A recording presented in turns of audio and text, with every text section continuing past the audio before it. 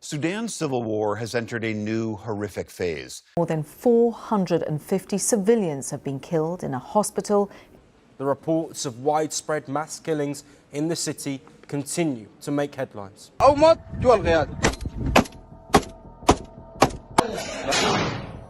Sudan is burning, and the silence surrounding this catastrophe is as devastating as the violence itself.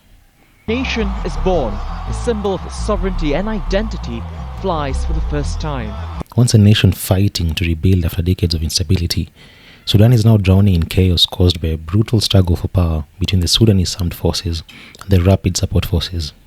What began as a political tension over military integration has now spiraled into one of the most horrifying humanitarian crises on earth. Cities being reduced to graveyards, hospitals turned into execution chambers, and civilians being hunted in the streets.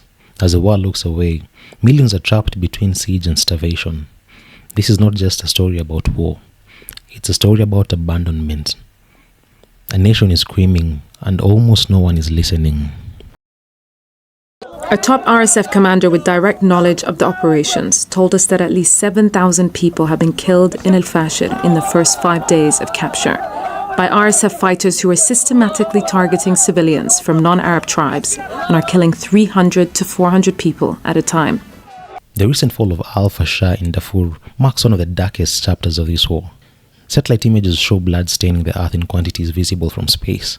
Reports confirm that the RSF entered the city after an 18-month siege, blocking aid, medicine and food. They then went house to house, executing men, women and children.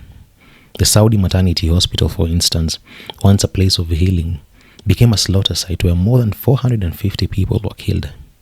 Mothers died beside their newborns, doctors were abducted or shot, and those who tried to escape faced bullets and torture. These scenes are not distant memories. They're happening right now as you speak. Every testimony from survivors confirms deliberate, targeted killings meant to erase entire communities. Millions are trapped in Fasher, nearly half of them children. The RSF reportedly surrounded the city with an earth barrier up to 9 feet high, turning it into a kill box where no one could escape. Imagine that. Videos posted by RSF fighters themselves show men lying face down called slaves, then executed. Others were told to run as an act of false mercy, only to be gunned down seconds later. Survivors described streets filled with bodies, homes burned to ash, and entire families wiped out. Those who fled walked for days with no water and a gunfire. Even babies were not spared. When mass murder becomes routine and the world looks away, silence becomes complicity. One survivor's testimony perfectly captures and narrates the horror. Osman described watching strangers and neighbors dragged away, accused of being soldiers and then executed. Many bodies were left to rot in the sun and denied even the dignity of burial. Another survivor recounted how RSF patrols demanded ransom, and those who could not pay were killed right on the spot. Women and girls were taken, assaulted, or trafficked. Starving families walked nearly 50 miles towards Tawila, some dying along the way. These are not isolated accounts. They reflect a systematic campaign of extermination. This is not the first time Darfur is facing genocide. The RSF evolved from the Janjaweed militias that terrorized the region in the 2000s, killing hundreds of thousands of individuals.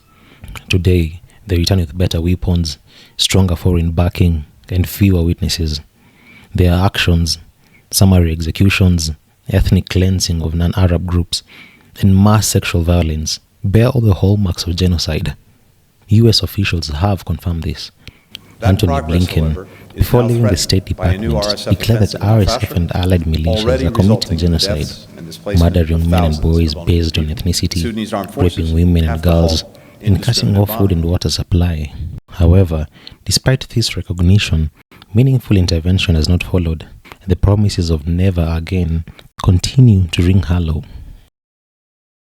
Sudan is burning, and the whole world is silent. But silence is a choice. Every government, every institution, every viewer has the power to speak up, demand action, and amplify the truth. Call on your leaders to pressure the United Nations to support humanitarian voices, demand accountability, and protect civilians. The people of Sudan are not nameless. They're mothers, teachers, doctors, children, human beings who deserve life and dignity. Their stories must not vanish into the noise of global politics. History will remember how we responded, and let it be said that we did not stay silent while an entire nation was burning.